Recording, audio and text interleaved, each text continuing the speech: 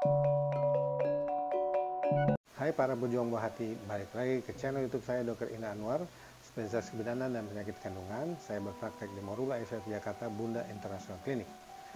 Pada kesempatan kali ini saya akan membahas mengenai kondisi-kondisi apa saja pada pasangan infertil, suami istri yang susah hamil, yang sebaiknya tidak dicoba hamil-hamil lagi tetapi langsung ke inseminasi.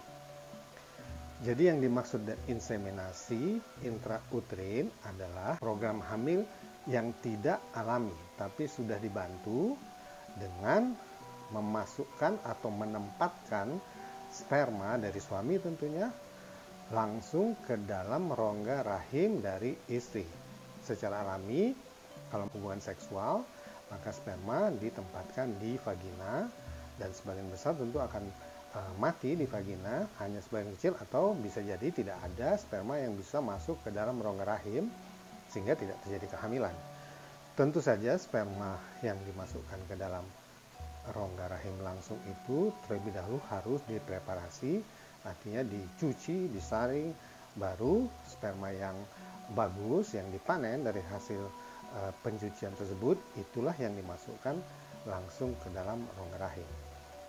Dengan demikian, jumlah sperma yang masuk ke dalam rongga rahim akan lebih banyak dan juga perjalanan yang harus ditempuh sperma akan lebih pendek karena sudah dilewati vagina dan mulut rahimnya.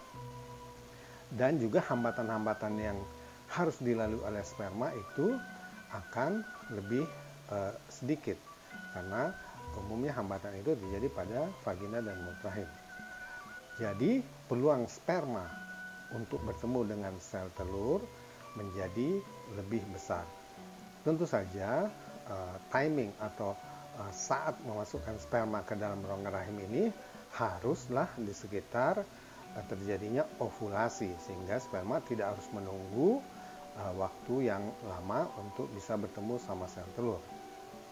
Nah, kondisi-kondisi apa saja pada pasangan suami istri yang sulit hamil yang sebaiknya dilakukan inseminasi? Kondisi yang pertama sebaiknya langsung dilakukan inseminasi adalah jika usia istri sudah lebih dari 35 tahun atau usia atau lamanya pernikahan sudah lebih dari 3 tahun.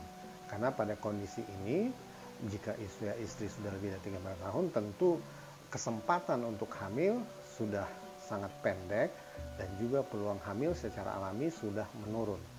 Juga kalau pernikahan sudah berlangsung lebih dari 3 tahun, biasanya ada faktor-faktor yang cukup berat sehingga menyulitkan untuk hamil alami, sehingga harus lebih agresif yaitu dilakukan inseminasi. Itu yang pertama.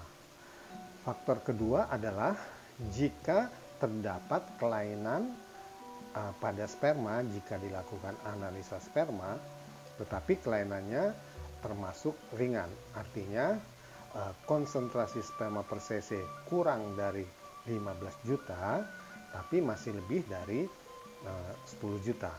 Jadi ini sudah di bawah normal tetapi masih memungkinkan, karena kalau konsentrasi kurang dari 10 juta juga sulit untuk dilakukan inseminasi. Faktor kedua yaitu dari sisi gerakan yang bagus dari sperma yang kita periksa. Jika sperma yang bergerak bergerak lurus maksudnya kurang dari 32% tetapi masih di atas 20%, ini juga sudah di bawah normal tetapi masih merupakan indikasi untuk bisa dilakukan inseminasi. Kalau gerakannya sudah di bawah 20%, biasanya sperma yang akan kita panen tentu akan sedikit dan tidak memenuhi syarat untuk inseminasi. Sedangkan faktor bentuk sperma atau morfologi biasanya tidak terlalu kita pertimbangkan untuk menentukan inseminasi atau bukan. Faktor ketiga yang sebaiknya dilakukan inseminasi adalah jika terdapat masalah yang disebut endometriosis yang ringan atau grade 1, grade 2. Tetapi endometriosis ini biasanya kita ketahui jika kita sudah melakukan prosedur laparoskopi terlebih dahulu, sehingga kita bisa melihat langsung ke dalam rongga perutnya bahwa ada endometriosis, tapi grade-nya masih grade yang ringan, grade 1, 2. Nah, ini sebaiknya dilakukan inseminasi tidak alami Tetapi kalau grade-nya sudah grade 3, grade 4, ini sebagusnya langsung ke bayi tabung. Itu adalah yang ketiga.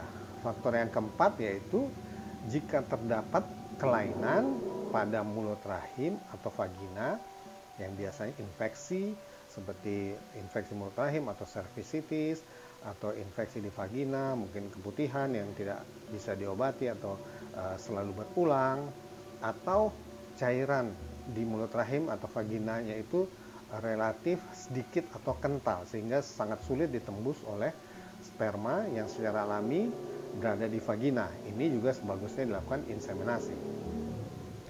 Faktor lain adalah yang kita sebut unexplained, artinya kita sudah melakukan prosedur atau pemeriksaan yang standar mengenai masalah kesuburan pada suami istri, tapi tidak ditemukan kelainan yang jelas. Pada kondisi ini, peluang hamil alami tentu sangat kecil. Jika sudah dicoba 1 tahun tidak hamil, maka pada kondisi unexplained sebaiknya dilakukan inseminasi untuk meningkatkan peluang hamil. Faktor lain adalah jika terdapat masalah dalam hubungan seksual antara suami istri.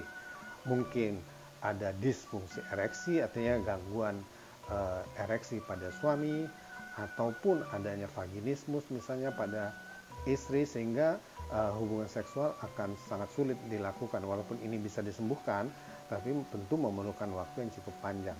Dalam kondisi ini, inseminasi sebaiknya dipertimbangkan.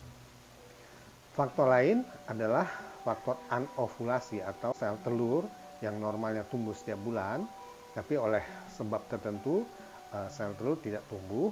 Dalam kondisi ini bisa dirangsang terlebih dahulu dan obat-obat hormon sehingga sel telur bisa tumbuh. Kalau sel telur tumbuh, kita bisa mencoba selama 6 bulan. Kalau 6 bulan tidak hamil dengan bantuan obat-obatan, maka kondisi anovulasi ini juga sebaiknya dilakukan inseminasi untuk meningkatkan peluang hamil. Saya kira faktor-faktor ini atau kondisi-kondisi ini jika terdapat pada suami istri yang sulit hamil, perlu dipertimbangkan untuk dilakukan inseminasi untuk mempersingkat waktu pengobatan dan juga meningkatkan peluang hamil. Mudah-mudahan informasi ini bisa menambah pengetahuan bagi pasangan suami istri untuk mendapatkan pengobatan. Jangan lupa subscribe. Salam 2 garis biru.